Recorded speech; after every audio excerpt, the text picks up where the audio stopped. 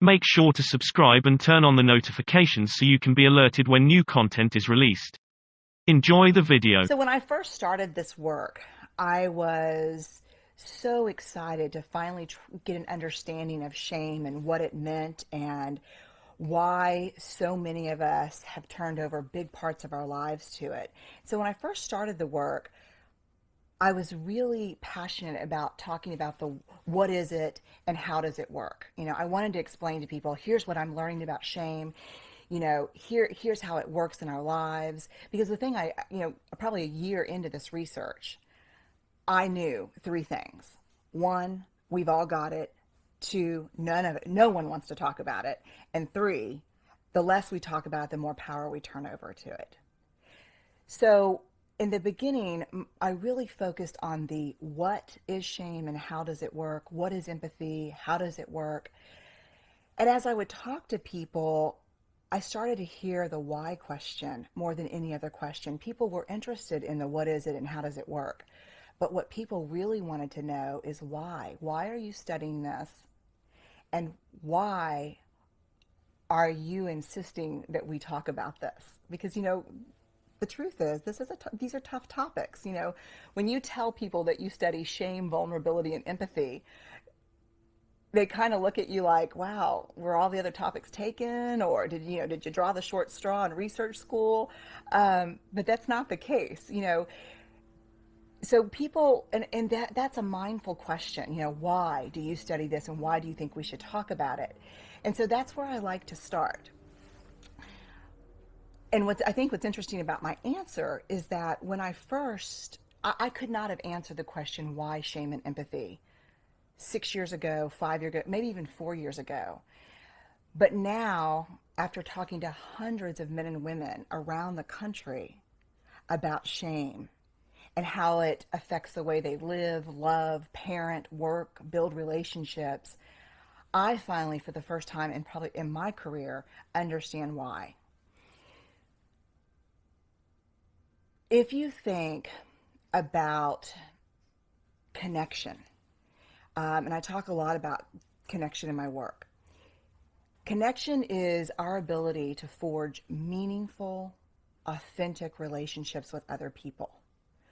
I believe that connection is the essence of the human experience. It is what breathes lives and gives meaning to our lives. If you think about connection on a continuum, what I have learned is that anchoring this end of that continuum is empathy. It is what moves us toward deep, meaningful relationship. On the other side of the continuum connection is shame. It absolutely unravels our relationships and our connections with other people. And so to study shame and empathy and to ask people to engage in a national conversation about these things just for the sake of knowing shame and empathy, I think it might be too big of a question, too big of a favor to ask people to talk about it just for that sake. But what I have learned is that if we want to understand connection, if we want to understand what really fills our human spirit, we have to understand what anchors both ends of that continuum. The vulnerability piece is, if you imagine this continuum almost like an equalizer on a stereo, and it has a little knob that you can move, that knob is vulnerability. When we are in our best vulnerability, meaning open, willing to share not only our strengths with people, but our struggles, that moves us towards empathy. Empathy is about being vulnerable with people in their vulnerability. It's about being with folks. If you slide that knob on the continuum, over to shame, that's vulnerability at its worst. That's when I can't let you see these pieces of me because I fear that it will cause disconnection.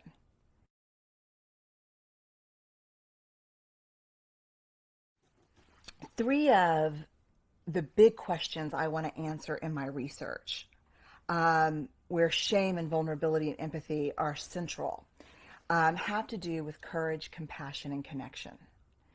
And so I'd like to kind of go through each of those. The first one is courage.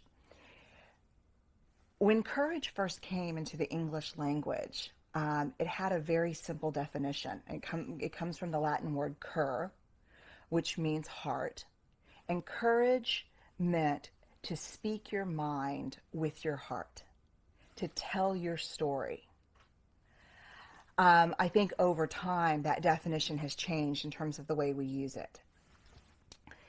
But if you think about courage, and I use the term ordinary courage, which I read in an article by Annie Rogers. If you think about ordinary courage, telling our story, how do we do that in a culture of fear? Shame breeds three things: fear, blame, and disconnection.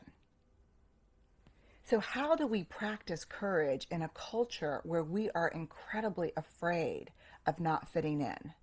How do I tell you my stories about those imperfect moments in my life, about the time when I was just not the mom that I wanted to be, about the time where I really screwed up at work and I lost the client, that I have a partner who's deep into addiction and I'm afraid for people to know because I don't want them to stop caring about my partner or question my judgment in terms of being with him or her. How do I tell these stories, which is the only way that we get out from underneath shame, in a culture where belonging and fitting in and being accepted are so critically important? So we're in this culture right now. What hasn't changed for us as people is the fact that we're wired for story. From the beginning of human time, we are wired to tell our stories. We're not born to keep secrets. We're not born, hating things about us and not sharing them with other people. We're born to tell our stories.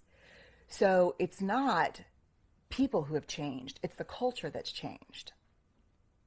And so how do we embrace and share the imperfections that make us who we are in a culture where we're afraid to not fit in? The second piece is compassion, and that is really in an important way related to story, because stories are only a form of connection when someone's listening and hearing us. So how do we have the courage to tell our story? But then where do we find the compassion to hear other people's stories? One thing that's real important to understand about shame is that while it's universal and all of us have it, it's triggered for all of us in very different ways. Maybe for me it's about body image or parenting or sex or addiction. For someone else it might be about providing, money, aging, religion. One thing that's universal about it is just listening to shame can be shaming for us. So if you were to share your story with me, how do I stay open and sit in that with you, as opposed to moving into blame and judgment?